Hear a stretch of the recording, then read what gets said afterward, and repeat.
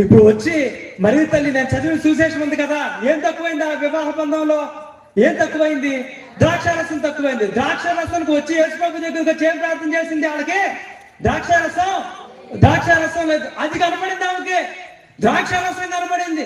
ద్రాక్షారసం అయిపోతే అమ్మో వాళ్ళ పరువు పోద్ది కదా, వాళ్ళ కష్టం అయిపోద్ది కదా అనేటువంటి అంశం కనపడింది.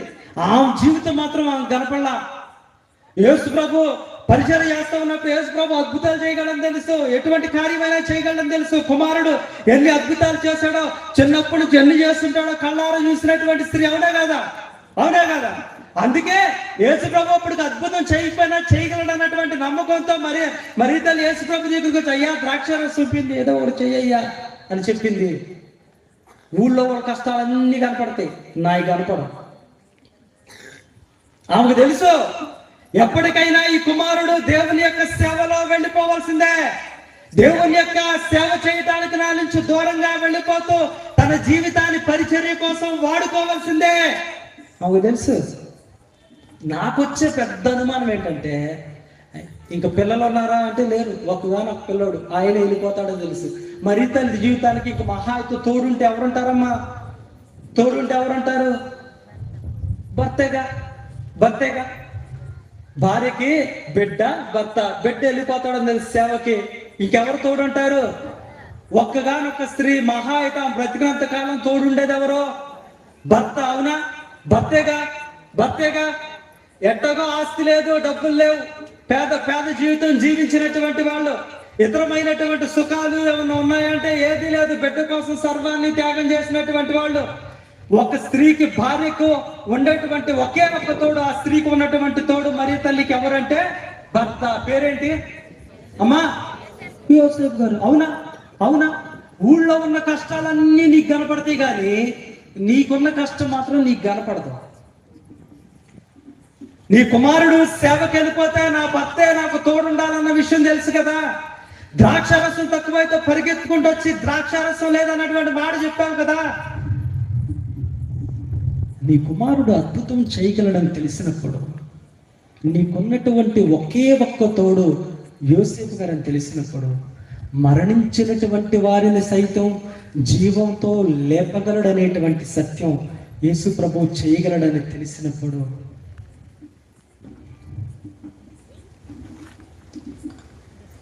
యేసుప్రభు గారు చనిపోయినప్పుడు మరి తల్లి ఒక్క మాట అడిగితే యోసేపు గారిని యేసయ్య జీవంతో లేపడా?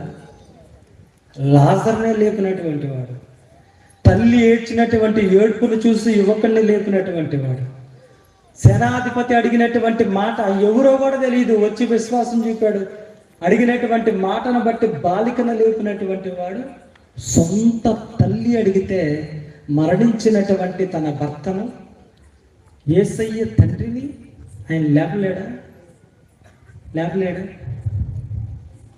అడగాల్సిందిగా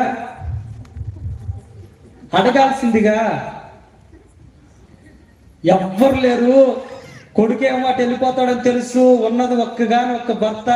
మరణించినటువంటి సమయంలో, అయ్యా నీ కోసం సర్వాన్ని త్యాగం చేశాను కదా, ఆస్తి పాస్తులు లేకుండా, బిడ్డలు లేకుండా, ఎవ్వరు లేకుండా ఈ జీవితం అంతా కుమారుడి కోసం ఉన్నాను కదా, నాకున్నటువంటి ఒకే ఒక్క తోడు నా భర్త కదా, కనీసం ఈ ఒక్క తోడన్నా నాకు ఉంచయ్యా అని యావే దేవుణ్ణి, అయ్యా మరణించినటువంటి మీ నాన్నని లేపయ్యా అని చెప్పి కుమారుడు యేసయ్యని అడగొచ్చు కదా. పక్కన వాళ్ళకి ద్రాక్షరసం లేకపోతే గుర్తొచ్చేద్ది, నీకున్న కష్టం మాత్రం నీకు గుర్తుకు రాదు. నాకు అర్థం కాదు.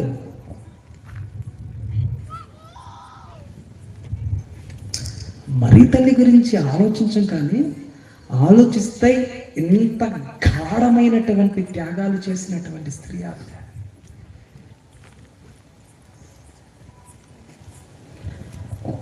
ఎంత ఘనమైనటువంటి స్త్రీ కాబట్టే ఆ మరి తల్లి చేసినటువంటి అద్భుతం, మరి తల్లి ద్వారా జరిగినటువంటి అద్భుతం ఎంత బాగుంటుందో ఒక మాటలో చెప్తాను. ఆ తల్లి ప్రార్థన చేసినటువంటి సమయంలో యేసుప్రభు అద్భుతం చేశాడు కదా. చేశాడా?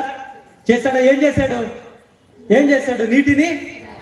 నీటిని ద్రాక్షారసంగా మార్చాడు. అందరూ ఒప్పుకుంటారుగా ఆ మాట. నీరు మరియ తల్లి ప్రార్థించడం ద్వారా యేసయ్య నీటిని ఏ విధంగా మార్చాడు? ద్రాక్షారసంగా మార్చాడు. అందరూ కూడా ఒప్పుకునేటువంటి మాట, నీరు ద్రాక్షారసముగా మారెను, నీరు ద్రాక్షారసముగా మారెను. అందరం కూడా ఒప్పుకునేటువంటి మాట, నీరు ద్రాక్షారసముగా మారెను. నేను అడిగేటువంటి ప్రశ్న, ఎవరైనా చెప్పండి, బైబిల్లో నాకు చూపిస్తా ఈ మాట నిజం అని చెప్పి మీరు చెప్పేటువంటి సమాధానం చెప్పండి. యేసయ్య వ్యక్తిగతంగా వచ్చి ప్రార్థన చేసినటువంటి వాళ్ళ దగ్గరకు వచ్చి, నాకు ఇష్టమే శుద్ధుడు కమ్మను ముట్టుకున్నప్పుడు కుష్ఠము పోయాను, స్వస్థుడవు కమ్ము అన్నప్పుడు తనకున్నటువంటి రోగము పోయాను, కంటి మీద చెయ్యి పెట్టినప్పుడు దృష్టి వచ్చాను, చెయ్యి పట్టి లాగినప్పుడు ఈ యొక్క ఊచ చెయ్యి కలిగినటువంటి వానికి స్వస్థత లభించాను, లేదా ఏ కష్టం ఉన్నా కానీ మరణించినటువంటి బిడ్డ చెంతకు వెళ్ళి చెయ్యి పట్టి పైకి లేపగా బాలుడు లేచి కూర్చుండను. పవిత్ర గ్రంథంలో అన్ని అద్భుతాలు సుస్పష్టంగా ఉంటాయి కదా. ఇక్కడ చెప్పండి, నీరు ద్రాక్షారసముగా మారను అన్నటువంటి అద్భుతం గురించి మాట్లాడుతున్నాం కదా. మరి తల్లి ప్రార్థన చేసినటువంటి అద్భుతం. నా ప్రశ్న చెప్పినప్పుడు చప్పలు కొట్టిస్తా. నీరు ద్రాక్షారసముగా మారితే నీరు ఎప్పుడు ద్రాక్షారసంగా మారెను? నీరు ఎప్పుడు ద్రాక్షారసంగా మారెను? నీ ఇష్టం, నువ్వు అది కాదు, నువ్వు 100 చెప్పు, సమాధానాలు ఏం కాదు. బైబిల్లో చూపినా, నువ్వు బైబిల్లో చూపి ఆ మాట ఏదైనా. అమ్మా చెప్పు, చూపి బైబిల్లో. ముంచినప్పుడు నీళ్ళు ద్రాక్షారసంగా మారినన్న మాట బైబిల్లో చూపి. ఓపెన్ చేయి, యోహాను సువార్త 2వ అధ్యాయం తీసి చూడు. ఇంకెవరైనా అమ్మా 2 9వ వచనమా? నువ్వు అది కాదు, 100 చెప్పు. నువ్వు చదవాల్సింది చదువు. నువ్వు నాకు కరెక్ట్ సమాధానం ఒకసారి మనసులో చదువుకొని సమాధానం ఉన్నప్పుడు అది బయటికి చెప్పు చాలు. నీరు ఎప్పుడు ద్రాక్షారసంగా మారెనో హెల్ప్ చేయనా? నీరు ఎప్పుడు ద్రాక్షారసంగా మారెనో? మరియ తల్లి ఆయన చెప్పినట్లు చేయుడు అన్నటువంటి మాట పలికినప్పుడా, శిష్యులు ఆ యొక్క సేవకులు చేయటానికి సిద్ధపడినప్పుడా, యేసయ్య ఆ బాణలను నీటితో నింపుడు అని పలికినప్పుడా, ఈ యొక్క సేవకులు ఆ బాణను నింపటానికి కడవలతో నీరు తెస్తూ ఉన్నప్పుడా, కడవలతో నీరు బాణంలో పోస్తూ ఉన్నప్పుడా, ఆ బాణలు నిండుతూ ఉన్నప్పుడా, లేదా ఆ బాణలు అంచుల వరకు నింపబడినప్పుడా, లేదా విందు నడిపడి పెద్ద ఎత్తుకు తీసుకొని పోండు అన్నటువంటి మాట అన్నప్పుడా, లేదా వాళ్ళు ఆ యొక్క బాణంలో నుంచి నీటిని ఇక గ్లాసులోనికి తీస్తూ ఉన్నప్పుడా, లేదా వాళ్ళు నడుచుకుంటూ వెళుతూ ఉన్నప్పుడా, లేదా జగ్గుతో విందు నడిపాడు పెద్ద యొక్క చేతుల్లో ఉన్నటువంటి గ్లాసులో పోస్తా ఉన్నప్పుడా, లేదా ఆ గ్లాసు ఆ పెద్ద మెల్లగా తన నోటి వద్దకు తీసుకొని వెళుతూ ఉన్నప్పుడా, లేదా తాగుతూ ఉన్నప్పుడా, ఈ అన్నిట్లో ఆలోచించి సరిగ్గా చెప్పండి, నీరు ఎప్పుడు ద్రాక్షారసంగా మారెను? నీ ఇష్టం. బైబిల్లో చూపి ఆ మాట, బైబిల్లో చూపి. ఎక్కడైనా ఈ సమయంలో నీరు ద్రాక్షారసంగా మారింది అనేటువంటి మాట చూపి బైబిల్లో.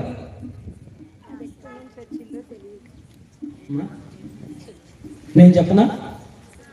నేను చెప్పిన తర్వాత నన్ను తిట్టొద్దు. నేను చెప్పిన తర్వాత నువ్వు నన్ను ఏ మాట మాత్రం అన్నమాట. సమాధానం, నీరు ఎప్పుడు ద్రాక్షారసంగా మారింది అంటే, సమాధానం నాకు తెలియదు, నాకు అనవసరం కూడా. బైబిల్లో లేదు, నాకు తెలియదు నిజంగా. కానీ దీనికన్నా ముఖ్యమైనటువంటి మాట ఏంటంటే, నాకు అనవసరం. ఇది నాకు ఏమి నేర్పిస్తుందంటే, ఈ ఒక్క అద్భుతంలోనే అలా ఉంటుంది. నేను ఎంత నమ్మకంతో ఉంటానంటే, నేను నా యొక్క అవసరాన్ని పెట్టింది సాదాసీదా వ్యక్తి చేతిలో కాదు, నా అవసరాన్ని చూసింది అమ్మ చేతిలో పెట్టా. అమ్మ తన కుమారుడు మన యేసయ్య చేతిలో పెట్టింది. ఇక నాకు నమ్మకం, ఎప్పుడైనా తీరది, ఎప్పుడైనా తీరది, తీరుద్ది. అమ్మ చూసుకుంటాం. గట్టిగా చెప్పట్లు మనం. ఈ ఒక్క అద్భుతం అటువంటిది బైబిల్లో, చాలా స్పెషల్. ఈ ఒక్క అద్భుతంలోనే మరి తల్లి సహాయం చేసింది. యేసయ్య ఎంత చక్కగా చేశారు చూడండి. మరి తల్లి చేతుల్లో నీ కుటుంబాన్ని పెట్టు, మరి తల్లి చేతుల్లో మీ యొక్క బంధాలను పెట్టు, మీ అవసరాలను పెట్టు. ఆ తల్లి ప్రార్థన చేయటం మొదలు పెడితే నా మాట గుర్తుపెట్టుకో, నీ జీవితంలో తప్పక అద్భుతం జరుగుద్ది. ఆశ్చర్యకరంగా ఎలా ఉంటుందంటే, అది జరిగినట్టు కూడా నీకు తెలియదు, అది ఎప్పుడు జరిగిందో కూడా నీకు తెలియదు. భార్యాభర్తల మధ్య గొడవల పెట్టు ఆమె చేతుల్లో. మీ ఇద్దరు సడన్గా చూసుకుంటే కొన్ని రోజులకి సంతోషంగా మాట్లాడుకుంటూ ఉంటారు. ఆ కోపం ఎక్కడికి పోయిందో, ఆ బాధ ఎక్కడ పోయిందో కూడా మీకు తెలియదు, సంతోషంగా మాట్లాడుకుంటూ ఉంటారు. అలాంటి అద్భుతాలు జరుగుతాయి. అంత ఘనమైనటువంటి మధ్యస్థ ప్రార్థన, తన కుమారుని చెంతకు మన కష్టాలను తీసుకెళ్ళేటువంటి సాధనం మన అమ్మ మనకుంది. ఆ తల్లి జీవితాన్ని చూపించారు. ఆ జీవిత విధానం మనకు సహాయం చేస్తూ ఉంటుంది. అందుకే ఆమె నిత్య సహాయమాత.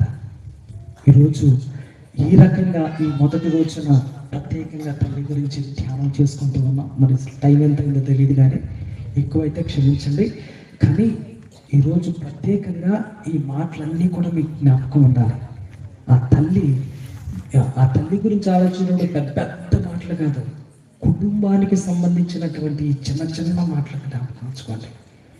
ఈ చిన్న చిన్న మాటలే మీ కష్టాల సమయంలో మిమ్మల్ని నడిపించగలగాలి.